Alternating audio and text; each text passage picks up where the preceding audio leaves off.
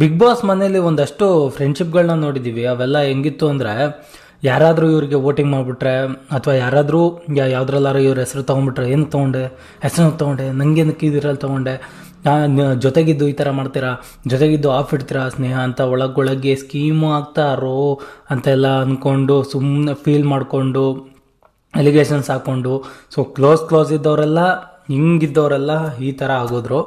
So but Tukali ಅವರು ಮತ್ತು ವರ್ತೂರವರ ವಿಚಾರಕ್ಕೆ ಬಂದರೆ, ಎಷ್ಟೋ ಕಡೆ ವರ್ತೂರವರು ತುಕಾಲಿ ಅವರ ಹೆಸರನ್ನೇ ತಗೊಂಡಿಲ್ಲ, ಅಂದರೆ ಪಾಸಿಟಿವ್ ವಿಚಾರಗಳು ಅಂತ ಬಂದಾಗ.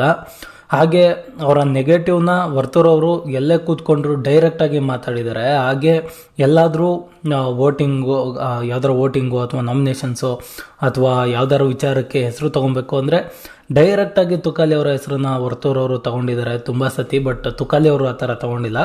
ಹಂಗಿದ್ರೂ ಕೂಡ ತುಕಾಲಿ ಅವರು ಒಂದು ಸತಿ ಕೂಡ ವರ್ತೂರವ್ರನ್ನ ಏನು ಕೇಳಿಲ್ಲ, ಅಣ್ಣ ಏನು ಕಣ ಹಿಂಗೆ ಮಾಡ್ತಾಯಿದ್ಯಾ, ನನ್ನ ಹೆಸರು ತೊಗೊತೀಯಲ್ಲ ಅಣ್ಣ ಅಂತ ಕೂಡ ಹೇಳಿಲ್ಲ. ನಿನ್ನೆ ಯಾವಾಗಲೂ ಒಂದು ಇನ್ಸಿಡೆಂಟಲ್ಲಿ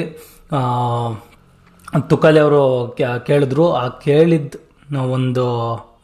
ಒಂದು ಅರ್ಧ ಗಂಟೆಗೆ ತುಕಾಲಿ ಅವರು ವರ್ತೂರವ್ರನ್ನ ಹೋಗಿ ಮಾತಾಡಿಸಿ, ಅದು ಅವ್ರು ವಾಶ್ರೂಮ್ಗೆ ಹೋಗಿ ಹೊರಗಡೆ ಬರೋಗಂಟ ಕಾಯ್ಕೊಂಡು ಕೂತ್ಕೊಂಡು ಪ್ಯಾಚಪ್ ಮಾಡಿಕೊಂಡ್ರು. ಸೊ ಆ ಥರ ಒಂದು ಸಂಬಂಧ ಅವರಿಬ್ಬರ ಮಧ್ಯ ಇದ್ದಿದ್ದು. ಯಾರೇ ಏನೇ ಮಾತಾಡಿದ್ರು, ಯಾರು ಏನೇ ಹೇಳಿದ್ರು, ಕೊನೆವರೆಗೂ ನಾ ಬ್ಯಾಗ್ ಬಿಟ್ಟು ಬರಲಿಲ್ಲ. ಹಾಗೆ ಜನಗಳಿಗೆ ಎಂಟರ್ಟೈನ್ಮೆಂಟ್ ಕೊಡೋದು ಕೂಡ ಮಿಸ್ ಮಾಡಲಿಲ್ಲ. ಅವರಿಬ್ಬರು ಕೂತ್ಕೊಂಡು ಮಾತಾಡ್ತಿದ್ರೆ ನೋಡೋಕ್ಕೆ ಏನೋ ಒಂಥರ ಖುಷಿ. ಹಾಗೆ ಅದೇ ಥರ ವಿಚಾರಗಳಿರೋದು ಅವ್ರ ಮಧ್ಯ.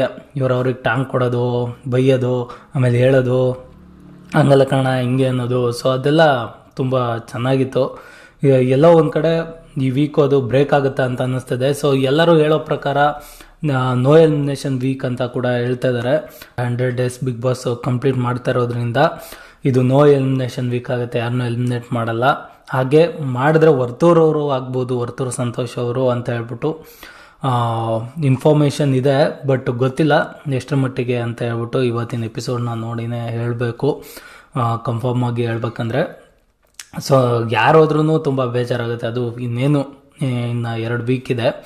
ಸೊ ಇರ್ಬೋದಿತ್ತು ಇನ್ನೊಂದು ವೀಕು ಅಂತಲೇ ಅನ್ನಿಸ್ತದೆ. ಅದೂ ಈ ವೀಕ್ ಏನಾದರೂ ಎಲಿಮಿನೇಷನ್ ಇಲ್ಲ ಅಂತ ಅಂದರೆ ಇನ್ನೂ 3 ಜನನ ಎಲಿಮಿನೇಷನ್ ಮಾಡಬೇಕು. ಇನ್ನು 3 ಅಂದರೆ ನೆಕ್ಸ್ಟ್ ವೀಕ್ ಮಧ್ಯದಲ್ಲಿ ಒಬ್ಬರನ್ನ, ಹಾಗೆ ಎಂಡಲ್ಲಿ ಒಬ್ಬರನ್ನ, ಹಾಗೆ ಫಿನಾಲೆ ವೀಕಿನ ಮಧ್ಯದಲ್ಲಿ ಒಬ್ಬರನ್ನ ಎಲಿಮಿನೇಷನ್ ಮಾಡ್ತಾರೆ ಅಂತ ಅನ್ಸುತ್ತೆ. ಅಕಸ್ಮಾತ್ ಈ ವೀಕ್ ಎಲಿಮಿನೇಷನ್ ಆಗಲಿಲ್ಲ ಅಂತ ಅಂದರೆ, ಅಕಸ್ಮಾತ್ ಎಲಿಮಿನೇಷನ್ ಆದರೆ ಸೊ ಈ ಪ್ಯಾಟ್ರನಲ್ಲಿ ವರ್ಕ್ ಆಗುತ್ತೆ. ಸೊ ನೋಡುವ ಯಾರು ಹೋಗ್ತಾರೆ ಅಂತ ಹೇಳ್ಬಿಟ್ಟು. ಅದು ತುಕಾಲಿ ಅವರು ವರ್ತೂರವ್ರು ಬೇರೆ ಫುಲ್ ಕಣ್ಣೀರು ಹಾಕೊಂಡು ಕೂತಿದ್ದಾರೆ.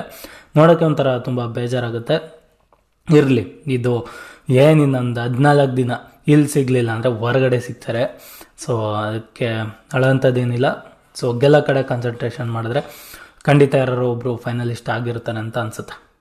ಸೊ ನಿಮ್ಗೇನು ಅನಿಸುತ್ತೆ ಈ ವಿಡಿಯೋ ಬಗ್ಗೆ ಕಮೆಂಟ್ ಮಾಡಿ ತಿಳಿಸಿ. ಹಾಗೆ ವಿಡಿಯೋ ಇಷ್ಟ ಆಗಿದ್ರೆ ಚಾನಲ್ನ ಸಬ್ಸ್ಕ್ರೈಬ್ ಮಾಡ್ಕೊಳ್ಳಿ. ವಿಡಿಯೋಗೆ ಲೈಕ್ ಮಾಡಿಲ್ಲ, ಡಿಸ್ಲೈಕ್ ಆದರೂ ಮಾಡಿ, ಏನಾದರೂ ಒಂದು ಮಾಡಿ ಹಾಗೆ ಹೋಗ್ಬೇಡಿ ಅಂತ ಹೇಳೋಕ್ಕೆ ಇಷ್ಟಪಡ್ತಾ ಥ್ಯಾಂಕ್ಸ್ ಫಾರ್ ವಾಚಿಂಗ್.